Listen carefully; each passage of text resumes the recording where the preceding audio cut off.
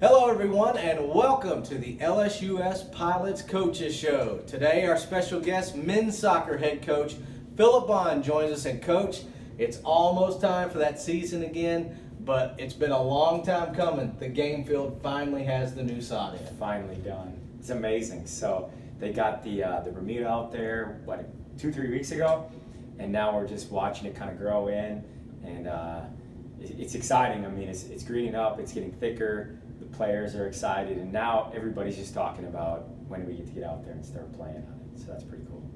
Well, Coach, looking at your schedule, last year was road heavy, obviously first year of the program back. This year, though, the fans are excited about, players are excited about, a lot of home games this year. Ton of home games. So we have, 11 of the 18 games are at home, I think.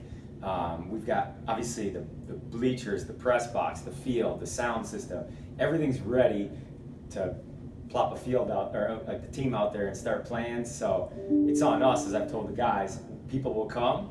We've got a ton of games. Everybody's ready to see us play. Now we just got to perform well. So I mean, it's cool because we played so much on the road last year, and it just felt like we never really created kind of like a part of the campus community, like being the program, because we were always gone. No one got to know us really all that well on the field. And so to have so many home games this year, I think you'll get a chance to see us play more than enough to get the feel of like, hey, this is one of our hopefully successful teams on campus.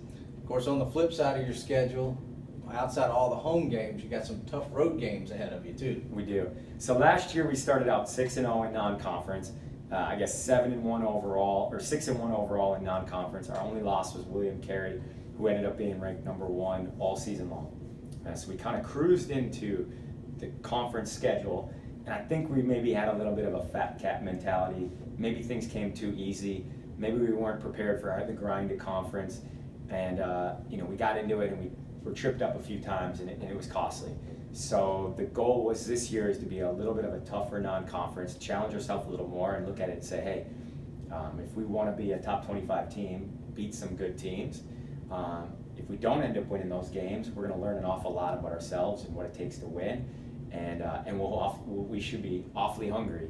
And if we do win those games, we'll have had to work our socks off to win, and hopefully that develops good habits going into conference. So either way, I feel like this non-conference schedule sets us up better to be more successful in conference and what it takes to win week in and week out in our conference schedule.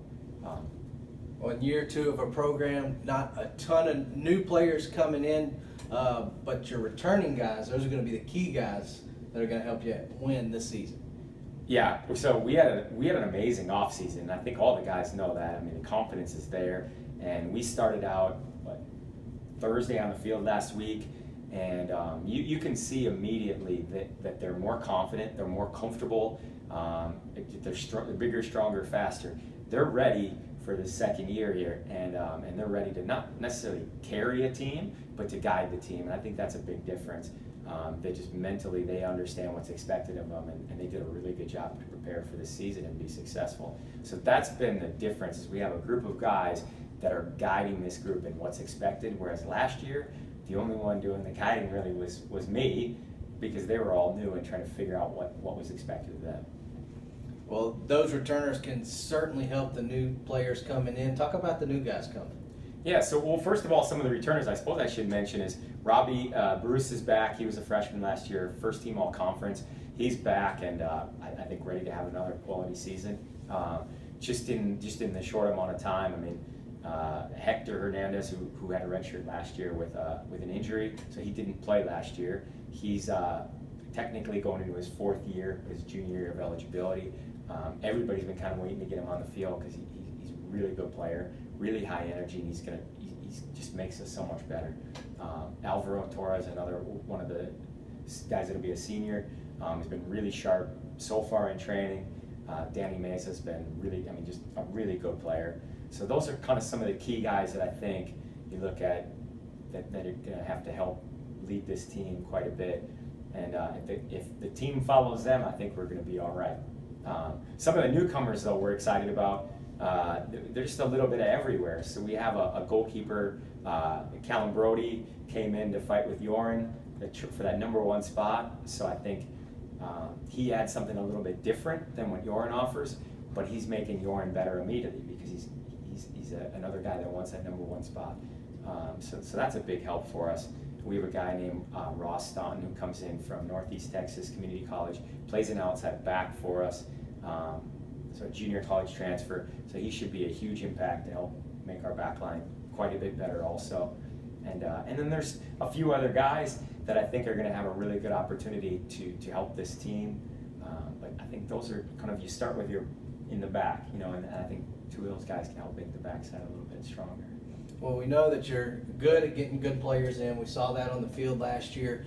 Another thing that a lot of coaches, some don't have the power to do this, but you recruit guys who do not only well in the field, but in the classroom, and last year's team proved that. It was awesome. So one of the things we talked about at the very beginning of the season was, as student athletes, we want to get better throughout. So throughout the season, throughout the off season, on and off the field, we want to get better. So our fall semester GPA, it was all right, especially when you have a ton of freshmen. It wasn't terrible. It was all right. It was high twos. And we talked about that as a group and what it's going to take to get better.